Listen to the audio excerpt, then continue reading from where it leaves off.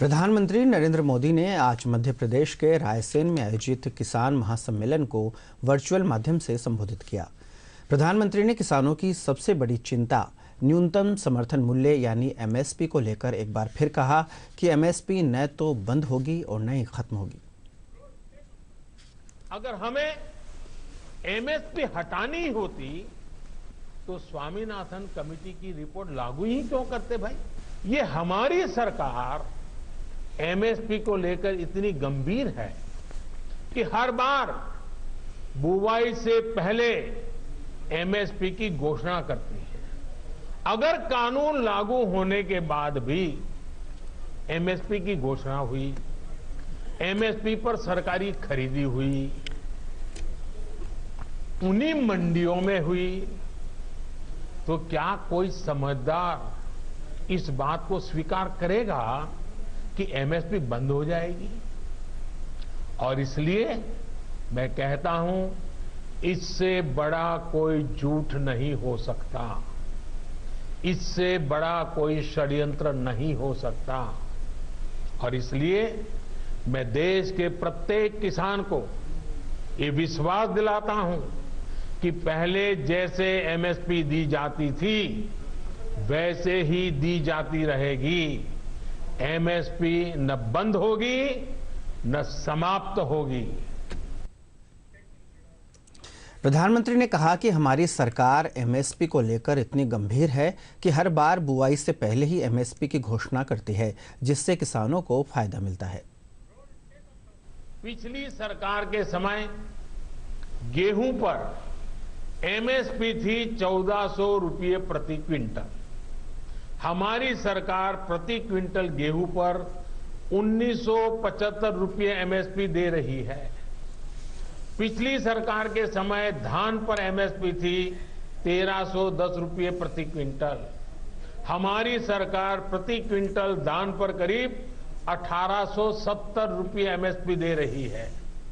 पिछली सरकार में ज्वार पर एमएसपी थी 1520 रुपये प्रति क्विंटल। हमारी सरकार ज्वार पर प्रति क्विंटल 2640 रुपये एमएसपी दे रही है। पिछली सरकार के समय मसूर की दाल पर एमएसपी थी 1950 रुपये। हमारी सरकार प्रति क्विंटल मसूर दाल पर 5100 रुपये एमएसपी दे रही है। पिछली सरकार के समय चने पर एमएसपी थी 3100 रुपये। हमारी सरकार अब चने पर प्रति क्विंटल 5100 रुपये एमएसपी दे रही है। पिछली सरकार के समय तूर दाल पर एमएसपी थी 4300 रुपये प्रति क्विंटल। हमारी सरकार तूर दाल पर प्रति क्विंटल 6000 रुपये एमएसपी दे रही है। पिछली सरकार के समय मूंग दाल पर एमएसपी थी 4500 रुपये प्रति क्विंटल। हमारी सरकार मूंग दाल पर करीब 7200 रुपये 7200 रुपये एमएसपी दे रही है। साथियों, ये इस बात का सबूत है कि हमारी सरकार एमएसपी समय समय पर को कितनी तवज्जो देती है। साथ ही पीएम ने यह भी कहा कि हमारी सरकार ने न सिर्फ एमएसपी में वृद्धि की है, बल्कि ज्यादा मात्रा में किसानों से उनकी उपज की खरीद भी की है। एमएसपी बढ़ाने के साथ ही सरकार का जोर इस बात पर भी रहा है कि ज्यादा से ज्यादा अनाज की खरीदारी एमएसपी पर की जाए।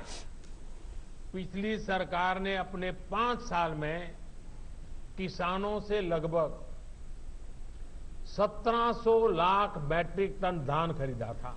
ये आंकड़े याद रखना। हमारी सरकार ने अपने 5 साल में 3000 लाख मैट्रिक टन धान किसानों से एमएसपी में खरीदा, करीब करीब डबल। पिछली सरकार ने अपने 5 साल में करीब 3.25 लाख मैट्रिक टन तिलहन खरीदा था। हमारी सरकार ने अपने 5 साल में 56 लाख मैट्रिक टन से ज्यादा एमएसपी पर खरीदा है। 2014 से पहले के 5 साल, उनके 5 साल उन्होंने सिर्फ 1.5 लाख मैट्रिक टन दाल ही किसानों से खरीदी। हमारी सरकार ने किसानों से पहले की तुलना में 112 लाख मैट्रिक टन, मैं दोबारा बोलता हूं, 112 लाख मैट्रिक टन दाल एमएसपी पर खरीदी। सोचिए, 1.5 लाख उनके जमाने में, वहां से हम सीधे ले गए 112 लाख मैट्रिक टन। उन लोगों ने अपने 5 सालों में दाल किसानों को, दाल पैदा करने वाले किसानों को कितना रुपया दिया? 650 करोड़ रुपए।